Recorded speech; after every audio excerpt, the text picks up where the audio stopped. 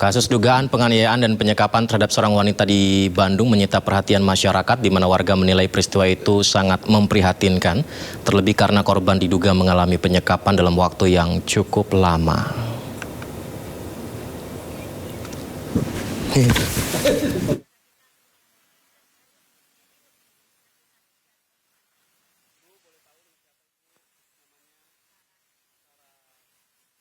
Sejumlah warga menyoroti pentingnya kepedulian lingkungan terhadap kondisi di sekitar. Jadi ternyata banyak sekali warga yang menyoroti dan mengutuk apa yang dilakukan karena melihat situasi yang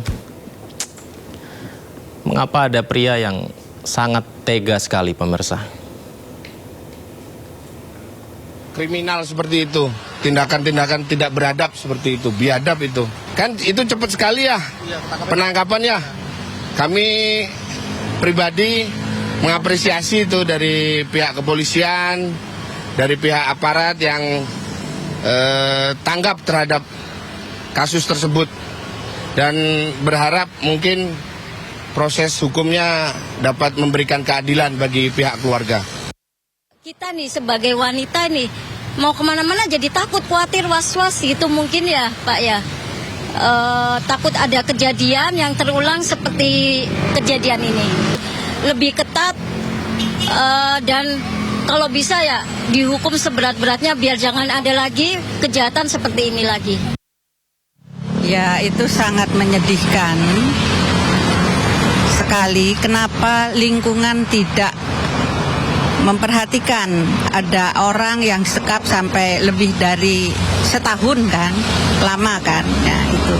Jadi lingkungan harus tanggap dengan keadaan kanan kirinya. Ya, pemirsa, kembali kami ingin menghadirkan kepada Anda situasi kontras yang terjadi karena pelaku dalam kondisi fisik yang masih berfungsi, mata bisa melihat, telinga bisa mendengar, kemudian tubuh yang juga masih sempurna. Akan tetapi, lihatlah sisi sebelah kanannya, korban miris sekali. Mata buta, mulut terluka parah, kepala juga terluka parah. Bahkan pengakuan dari korban, beberapa kali ada cairan, ada darah dari kepala yang keluar, kaki tidak bisa berjalan. Sementara lihat sisi kirinya, inilah pelaku keji. Sempat-sempatnya ia tersenyum ketika ditangkap. Sempat-sempatnya pelaku ini mengatakan dirinya menyesal. Kemana selama 3 tahun belakang ketika korban di sisi kanan yang Anda saksikan di layar kaca Anda? Kondisinya yang begitu memprihatinkan. Kita lihat di sisi kiri. Ketika ditangkap, pelaku itu menunduk. Pertanyaannya, apabila peristiwa ini tidak viral, apabila peristiwa ini tidak terungkap oleh publik, apakah pelaku ini tetap menyesal seperti yang disampaikan kepada petugas? Apakah dia terfikir apa yang dirasakan oleh orang tua korban? Yang tadi sempat kita tampilkan ayah yang berkata, negara kita negara hukum, korban bisa saja dihukum seumur hidup, tapi anak saya seumur hidup cacat dan tidak bisa kembali. Wajar jika publik akhirnya menyoroti kasus ini begitu besar karena situasi kontras yang terjadi seperti yang Anda lihat di layar kaca Anda. Ya, banyak sekali netizen yang bereaksi di media sosialnya ketika pelaku ditangkap dini hari tadi oleh Resmob Polda Jabar. Karena memang ada rasa sakit, ada rasa sesak. Kita melihat ternyata pelaku dalam kondisi yang sehat, bugar. Sementara lihatlah sisi sebelah kanan. Lagi-lagi doa dipanjatkan untuk keadilan korban. Doa dipanjatkan untuk kesembuhan, pulih kembali untuk korban. Ya, pemirsa, semoga kita bisa mengambil pelajaran dari ini semua. sebagai tetangga mungkin lebih peduli lagi, sebagai manusia lebih peka lagi. Kita semua harus peduli, tokoh masyarakat, semuanya, semua pihak harus peduli ketika sekitar mendengar kejanggalan, kekerasan yang dialami. Bayangkan apabila penjaga kos tidak bereaksi, tidak membawa korban ke rumah sakit, tidak mengabaikan ancaman pelaku yang sempat chat mengancam dia. Bayangkan jika penjaga kos tersebut tidak melakukan hal itu. Sekarang saja kondisi korban sudah seperti ini.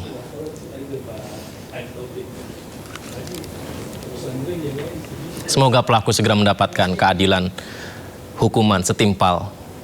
Apabila publik lain menyampaikan hukuman seberat-beratnya sesuai dengan yang dia lakukan terhadap korban.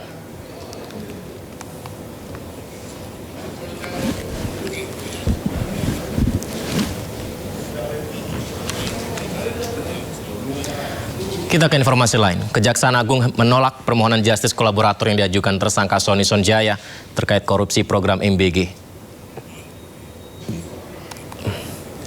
Menurut pihak Kejagung, permohonan JC Sony Sonjaya ditolak karena yang bersangkutan merupakan salah satu tersangka utama di kasus korupsi MBG. Sony juga menyangkal perbuatannya di kasus ini. Padahal salah satu syarat utama diterima justice kolaborator yakni pelaku harus mengakui perbuatannya. Nah ini pemirsa, pelaku harus mengakui perbuatannya, itu menjadi satu syarat utama justice kolaborator. Akan tetapi, ternyata Sony tidak mengakuinya. Meski demikian, Kejagung tetap menghargai upaya Sony dan memberikan informasi terkait yang bisa membantu pengungkapan kasus korupsi MBG.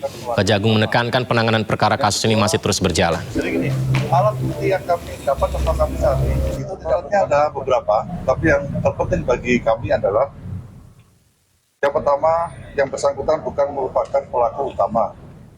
Yang kedua, yang bersangkutan mengakui perbuatannya. Yaitu dua syarat utama yang harus dipenuhi oleh seorang justice kolaborator.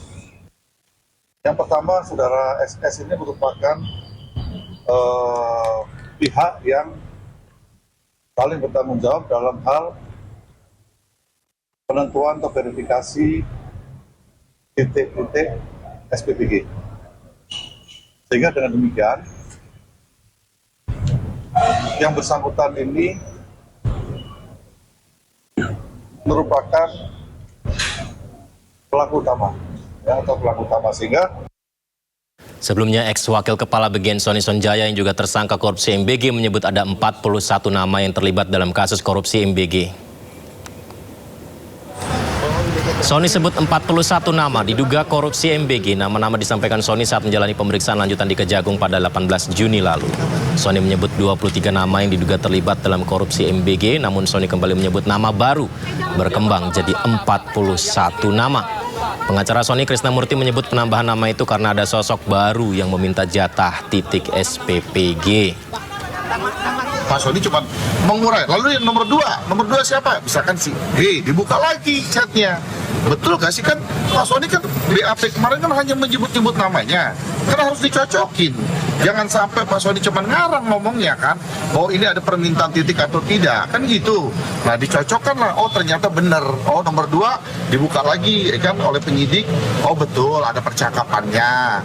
Dia minta titiknya daerah ini, ya kan, kemudian daerah ini. Nah setelah titik itu diterima, ditanya lagi oleh penyidik, dijual atau tidak Pak? Ya nggak tahu, Pak Sony bilang. Tapi Pak Sony ini selain mengubah nama Yasin tadi menerima aliran duit atau enggak menurut Pak Sony?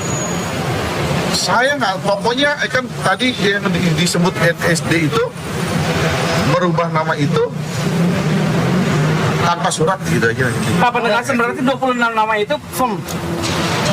26 nama firm, ya kan sekarang telah berjumlah jadi 41 total. Ya? Oke.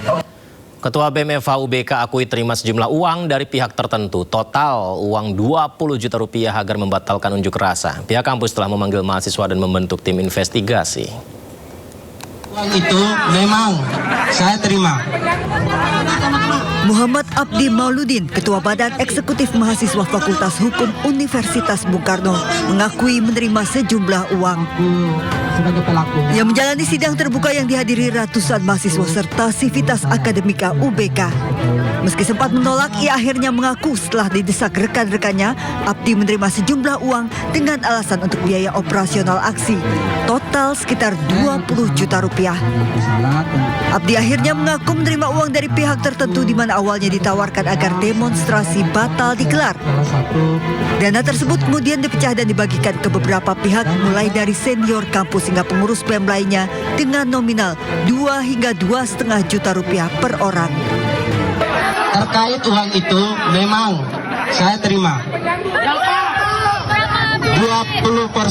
Mana distribusinya? Saya memakai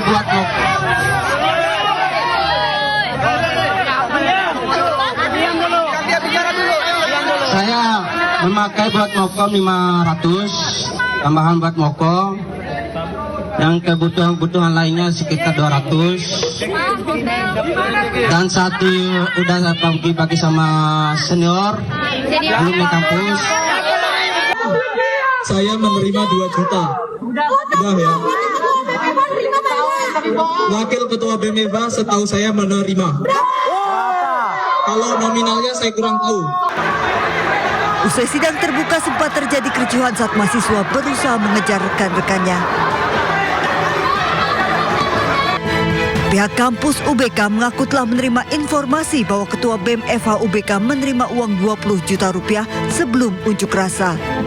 Dalam kasus ini kami sudah memanggil Ketua BEM Fakultas Hukum Saudara Abdi dan dia sudah membuat pengakuan secara resmi kepada kami pihak universitas bahwa dia menerima uang sebesar 20 juta melalui oknum senior alumni dari Fakultas Hukum UBK yang diserahkan oleh oknum aparat kepolisian.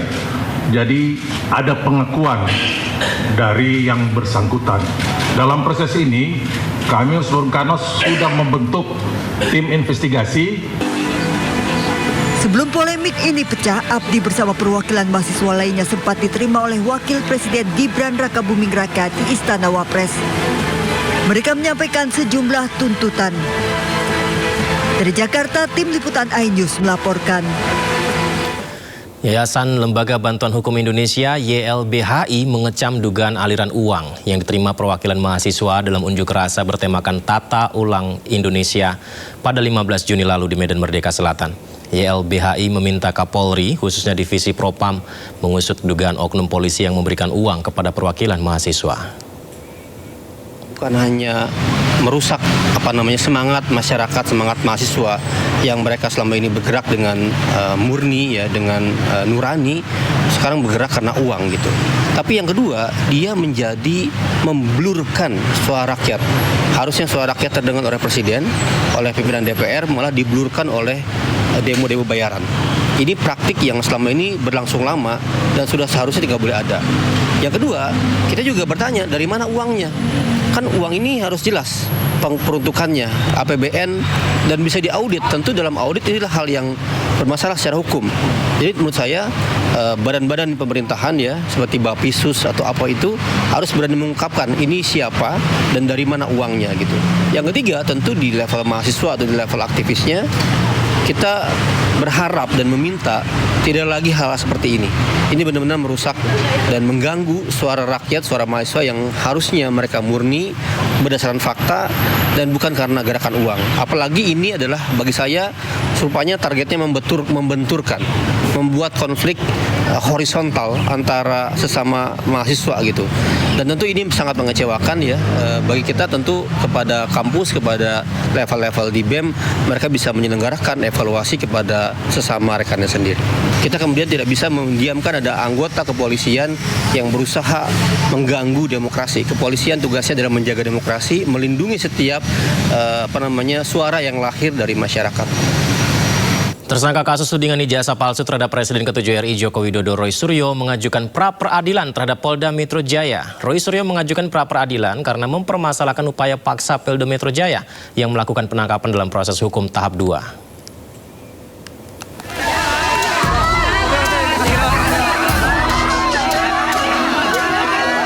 Permohonan pra-peradilan Roy Suryo didaftarkan pada Senin lalu dalam website Sistem Informasi Penelusuran Perkara SIPP Pengadilan Negeri Jakarta Selatan. Roy Suryo sebagai pemohon mempermasalahkan sah atau tidaknya upaya paksa penangkapan dan penggeledahan. Adapun termohon dalam pra-peradilan ini adalah Polda Metro Jaya, yakni Kapolda Metro Jaya dan Direskrimum Polda Metro Jaya, serta tim penyidiknya, Jaksa Agung, Jampidum, dan Kejaksaan Tinggi Jakarta. Kuasa hukum Roy Suryo menyatakan sejak awal penangkapan terhadap Roy dan Dr. Tifa, pihaknya keberatan dengan upaya paksa yang dilakukan Polda Metro Jaya. Tim kuasa hukum menilai mekanisme penangkapan dan penahanan yang dilakukan Polda Metro Jaya melebihi kewenangan. Dari Jakarta, tim liputan iNews melaporkan. 2 calon manajer Koperasi Desa Merah Putih meninggal dunia saat mengikuti pelatihan militer. Keduanya masing-masing mengalami serangan panas atau heat stroke, henti jantung atau kardiak arrest, pemirsa.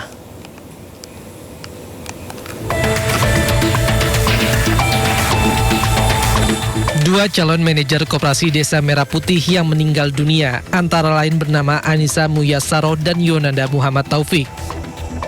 Anissa Muyasaroh diketahui meninggal dunia saat mengikuti pendidikan di Satuan Pendidikan Dodikjur Rindam 6 Mula Warman, Balikpapan, Kalimantan Timur. Perempuan berusia 26 tahun yang merupakan peserta delegasi dari Kabupaten Lamongan, Jawa Timur ini meninggal setelah mengalami serangan panas atau heat stroke. Anissa sempat dibawa ke klinik milik Kodam untuk mendapatkan penanganan awal sebelum dirujuk ke Rumah Sakit Dr. Harjanto TNI Angkatan Darat. Meski telah mendapat penanganan medis, Anissa dinyatakan meninggal dunia. Dan perlu digarisbawahi juga bahwa kegiatan yang dilaksanakan ini sama sekali tidak melibatkan kegiatan fisik, dalam artian lebih condong dominan kepada proses belajar mengajar di kelas.